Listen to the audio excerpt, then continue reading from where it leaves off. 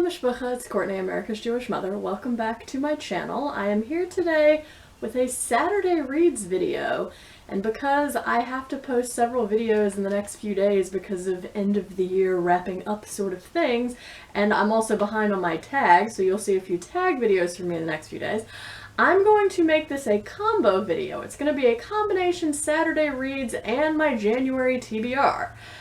So I only finished one book this week, but I did not discuss a book I finished last week in my last Friday Reads video, which was Rumaan alum's Leave the World Behind, because I had not yet done my final check-in with Raina of Rainier Books, because we did this as a buddy read together, so I will start off by talking about this one.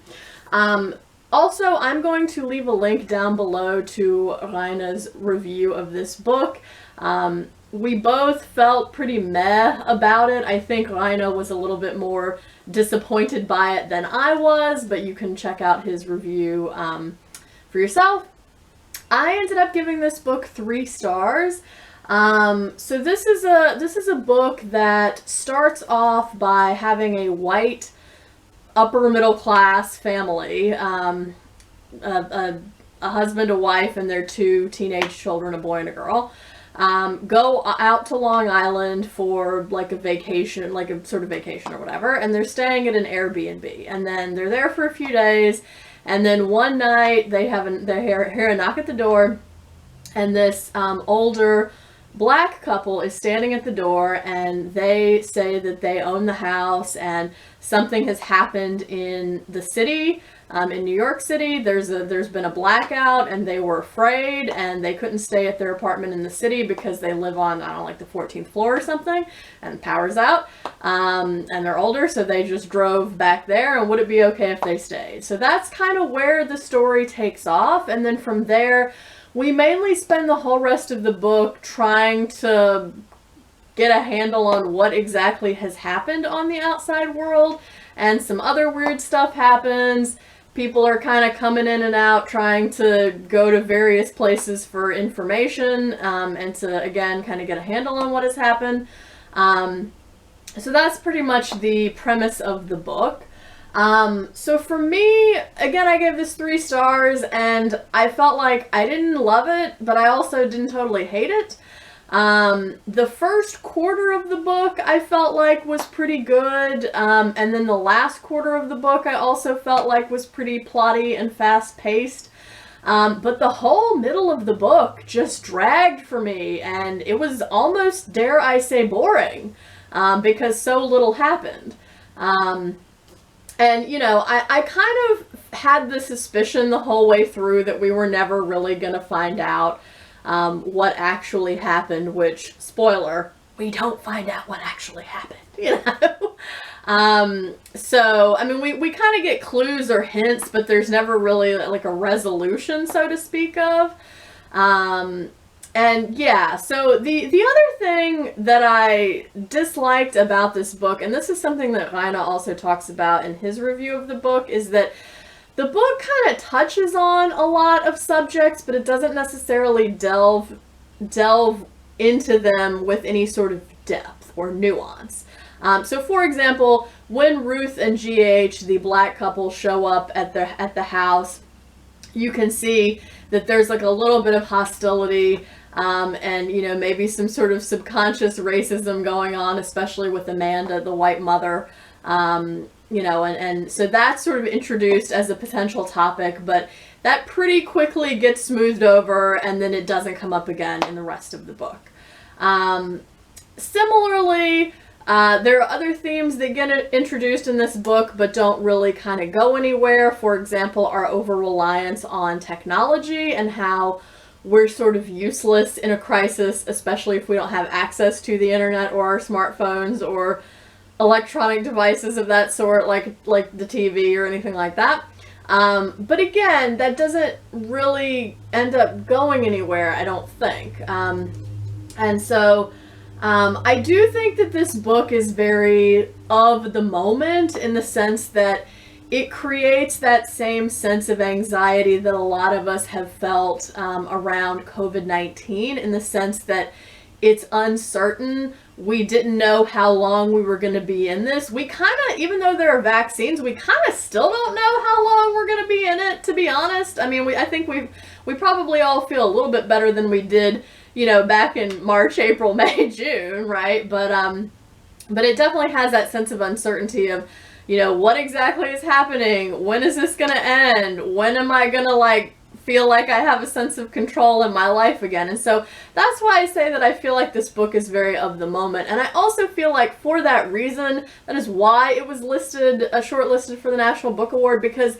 it's not really that good in terms of like actual sentence level writing or a cohesive plot. I mean, like, obviously stuff happens because I've told you the premise of the book. But again, I pretty much described the whole like middle half of it, like 100+ pages, as pretty much boring because almost nothing happens, or nothing of substance anyway. And then in terms of character growth and development, we do meet these characters, Clay, Amanda, Ruth, GH. We do get to know them a little bit, but again, I feel like we don't necessarily see them grow or develop in any significant way, nor do they come to any sort of, you know, epiphany or greater understanding of themselves and the world around them at the end of the book. So I don't feel like we get a check mark on character development or growth either. So yeah, 3 stars. I found it an inoffensive read because, again, didn't love it, didn't hate it. But I probably wouldn't say that this is a book that you should rush right out and pick up unless you're really into what I would call atmospheric writing, especially if you're into maybe, say, thrillers or true crime or something that gives you like that sense of tension and anxiety and suspense. You will find that in this book, but that's about all you're going to find. So 3 stars. The book that I finished this week was Aaron Lansky's Outwitting History, and this is about his adventures going around the country collecting unused and about to be discarded Yiddish books, and eventually he assembles a team. He's able to go to more places in search of Yiddish books. He's able to travel around the world in search of them. He eventually opens up I believe it's called the National Yiddish Book Center. Yes, that is what it's called, in Amherst, Massachusetts. And yeah, and then eventually he saves a bunch of books, which is great because otherwise we were going to lose like an entire literature and valuable representation of what Jewish culture was like, especially in the late 19th and early to mid 20th century. So I liked this overall. I felt like it was a very easy and engaging read. It was in equal parts informative and entertaining. I did think that after a while, the stories where he goes around with his team to various old Jewish people's houses or apartments or retirement homes or whatever to pick up books became a little bit repetitive, because pretty much every time they go there, they have to like listen to the people talk about every single book that they give them. They also have somebody that they call on their team the designated eater, because wherever they go, like a good Jewish mother, they are going to stuff themselves full of food. So whoever they're picking up the books from, they are pushing food on these people every time. And they even have like a sort of emergency supply of, you know, Tums and antacids and stuff like that they take with them. So that was all entertaining, but again, I did kind of feel like after a while those stories got to be a little bit repetitive. But again, it was very good. I enjoyed it overall, and I found it engaging and informative, so I gave this book 4 stars.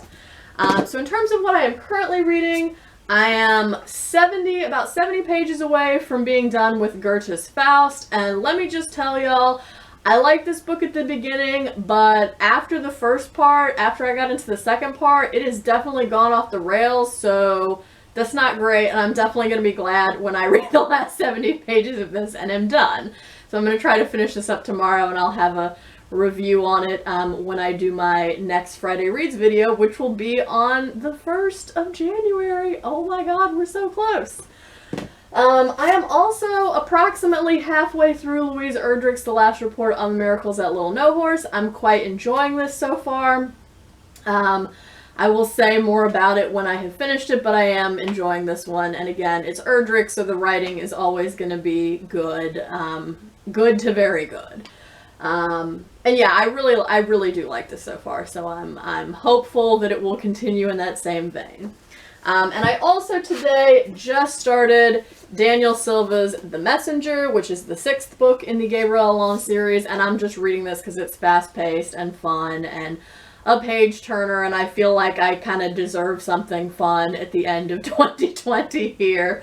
And there is one more book besides this one that I'm going to try to squeeze in, but it's a collection of poetry, and usually, especially if I like the poems, I tend to blow through a poetry collection in like 2 or 3 days, so I'm not really worried about fitting that in. So yeah, and I'm not very far into this, so I have no thoughts so far. So that is my Saturday reads portion of this video. Now I'm going to transition into the January TBR portion.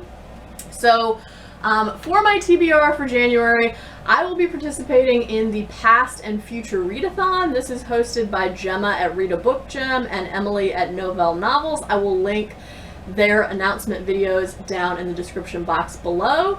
I believe this readathon has 12 prompts and there is a group book. I will only be doing some of the prompts and not all of them, but you know, do check out their videos, and you know, if you haven't already set your January TBR, maybe this is something you want to participate in as well. So I'm going to first talk about the books on my TBR that fulfill some of the Past and Future Readathon prompts. So the first one of these is pick a book from a genre you want to try, and so for this I'm going to be reading Etaf Rum's A Woman Is No Man. This is also part of my Arab American literature project, and that is the genre that I want to try. In fact, I'm intending to explore it in all of 2021 every month, so that's that one.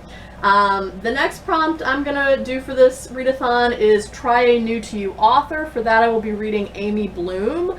And this is the pick for Robert at Barterhoard's Backlist Book Club. This is our January pick. It is Amy Bloom's Come to Me, which is a collection of short stories, I think.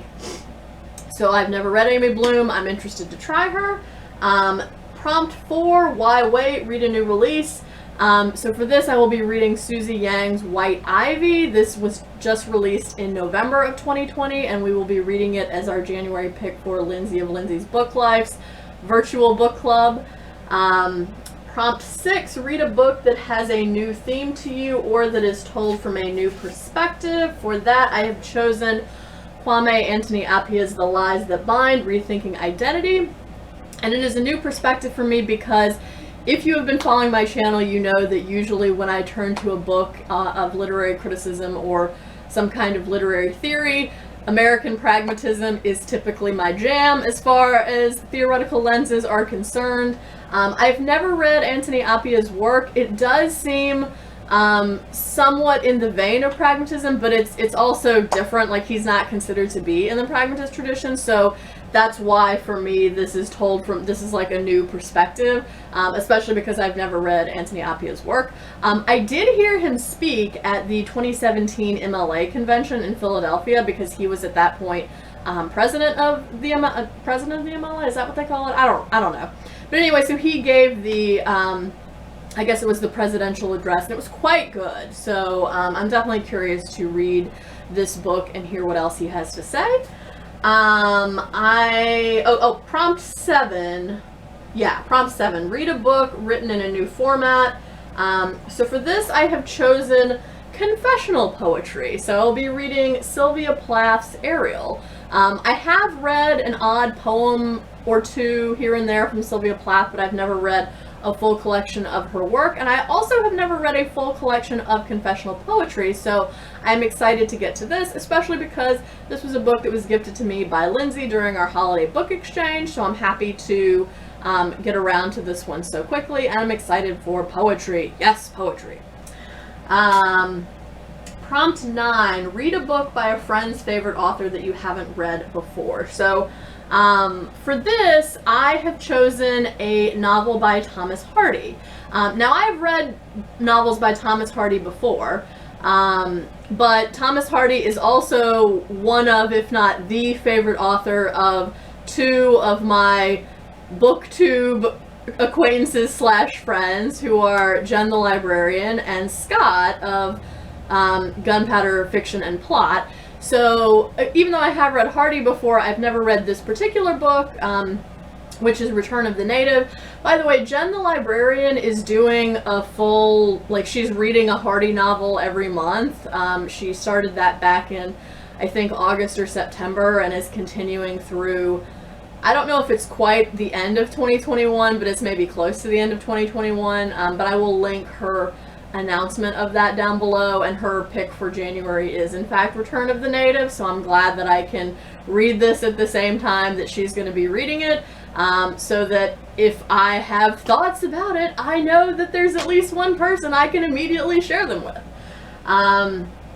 And then the last prompt for the Past and Future Readathon that I'm going to be fulfilling in my January TBR is reread a favorite. This is also a prompt on the 2021 Reading Women Challenge, so boom, 2 birds, 1 stone. For this I have picked Toni Morrison's The Bluest Eye, which is in fact one of my all-time favorites, so I am super excited to reread it, and also it's been a minute since I've read it, so I'm excited to see how well it holds up based on my memory of it, but I'm sure it will be good because it's Toni Morrison, come on. Alright, so that's everything on the Past and Future Readathon. In addition, I would like to get to Grace Paley's The Little Disturbances of Man. This is a collection of short stories. This was, I think, Grace Paley's first published collection of short stories, and I've read a few of them in the past and enjoyed them, so I'm excited to read more. I would also like to get to Philip Roth's Goodbye Columbus. This was a book that I kind of meant to work in by the end of 2020, and it didn't happen, so I'm going to try to work him into January if I can. And then the last book on my January TBR is Melissa of Fully Booked. She and I are doing a buddy read of Herman Melville's Moby-Dick. So we're not going to finish it in January, but we are going to start it in January, so I will be starting that in addition to hopefully completing the other books that I've mentioned here. So that's it. Thank you for watching. Everyone whom I've mentioned I have linked down below. I hope you all are doing well and staying healthy. I hope you enjoyed your holidays if you celebrated, or if not, that you're just enjoying a few days off of rest and relaxation. And yes, you will see another video from me here before very long on this channel, so I won't wish you Happy New Year just yet. But yeah, anyway, so thank you for watching. I hope everyone's staying healthy and well. I hope you're doing good reading whatever you're reading. And until next time, would it kill you to call your mother?